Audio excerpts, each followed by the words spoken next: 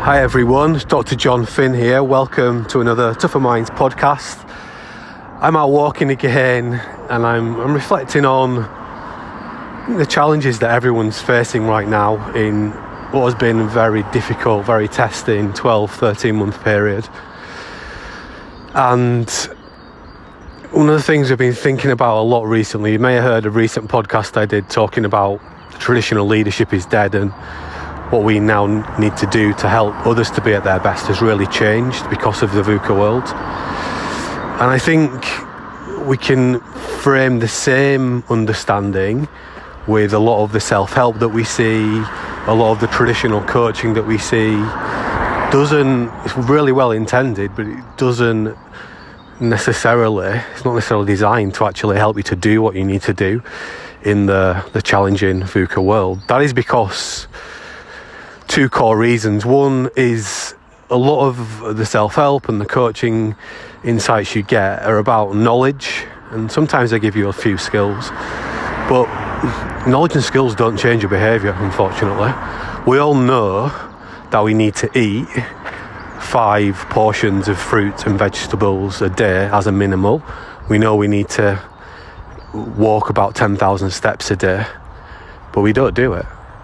And the data is very clear. Last time I checked, the NHS was spending about £11 billion a year on lifestyle-related diseases connected to people not eating properly or not exercising enough. Everyone's got the knowledge and the skills to be able to do those two things.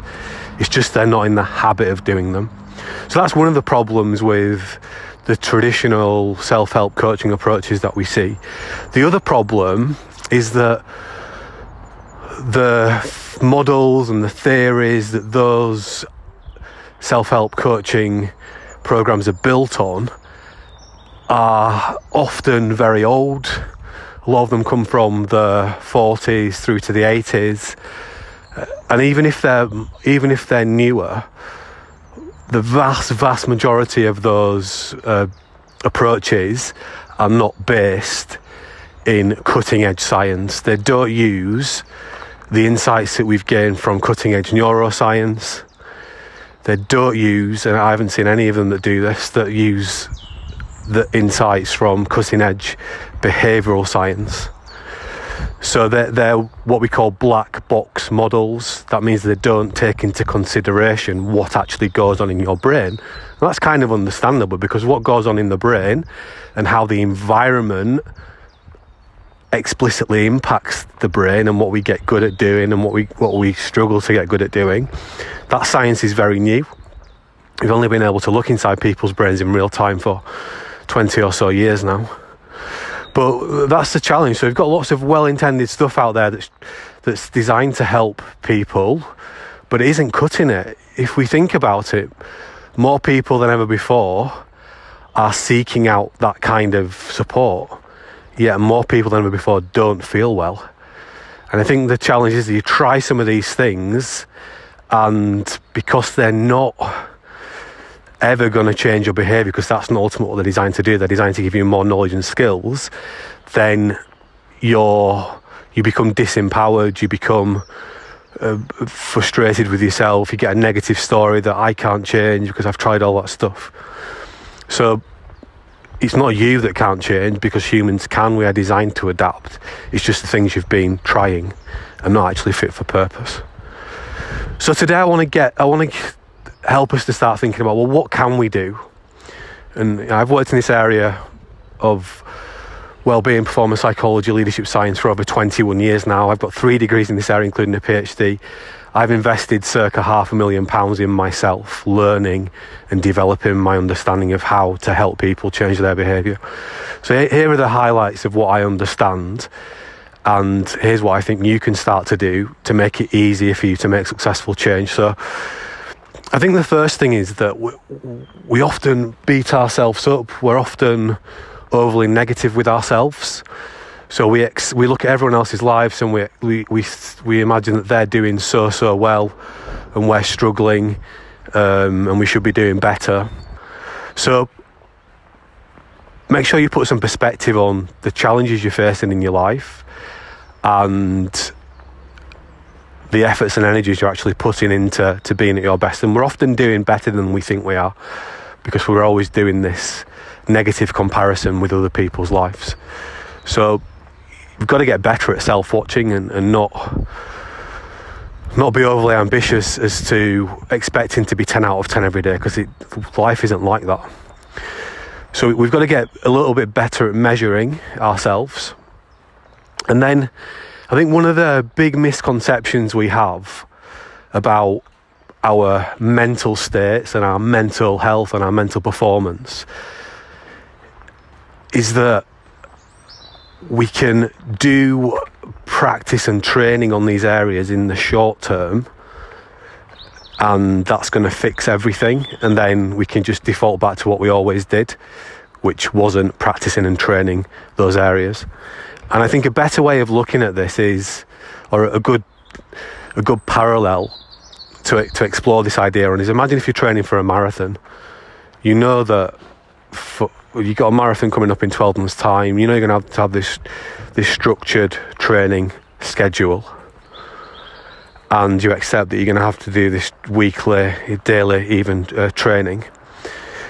And also you're going to accept that from time to time you might get a little injury or a little niggle, and that's going to put you back a little bit.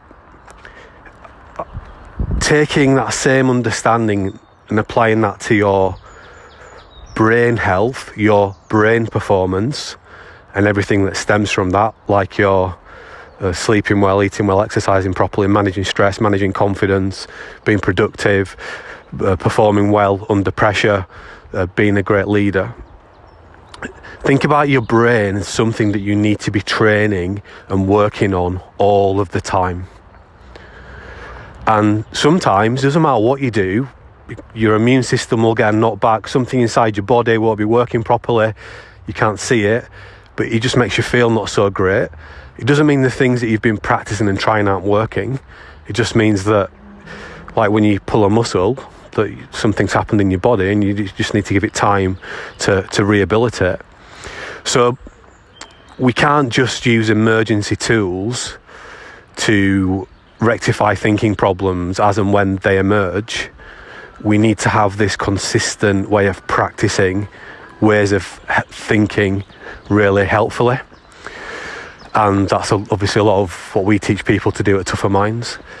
And one of the things we've just released this week is a short course which helps people to start becoming habit mechanics.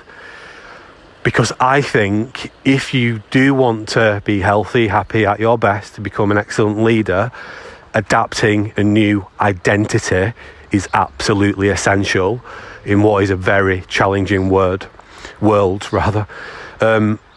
So we want people, and we've been training people for a long time to become habit mechanics, but I suppose we're just opening this up to everybody at the minute. Become a habit mechanic. Be working on yourselves all the time. Everyone's on a continuum. One end of the continuum is you almost feel like you need a rebuild because you've got some really unhelpful habits going on. The other end of the continuum is just refinement. I'm just refining myself. I'm just tweaking myself. And this is what we're always encouraging our clients to do, is just keep doing this personal research on themselves, just to get these tiny little improvements that make you feel like you're making progress and you're doing better. And by doing that, you're rewiring your brain, you're allowing your brain to change. So becoming a habit mechanic, I think, is a really quick way to start doing better. You run on habits. If you've seen anything about what we do at Tougher Minds, you'll see we run on habits. The data is very compelling. Most of what we're doing most of the time is mindless behaviour. We're not thinking very consciously about what we're doing. So it's habits of running everything. If we've got a worrying problem, it's a habit problem. If we've got a beating ourselves up problem, it's a habit problem. If we've got a stress problem, it's a habit problem. If we've got a problem with our leadership, it's a habit problem. If we've got problems in our families, it's habit problems. If we've got problems with working from home, it's a habit problem. If we've got problems with our performance at work and our teams, it's a habit problem. So habits are underpinning everything. So we need to adopt the identity of habit mechanics.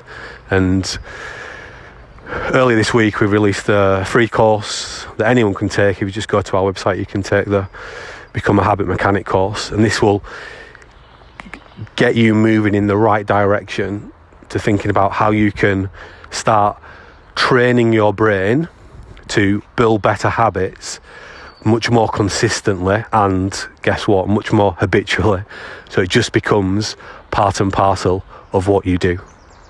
So that's what I wanted to share today. I hope that's helpful. The world is difficult and it is challenging, but we can condition ourselves to deal with things better. And there's no magic wands out there. There's no one book you're going to read that's going to change your life, because knowledge and skills don't change your behaviour. Habits dominate your behaviour. So you need to go from the knowledge to the skill to the habit. So become a habit mechanic and take that positive first step. As always, guys, if you have any questions about the podcast, just contact us via the website. We'd be happy to answer anything that you've got.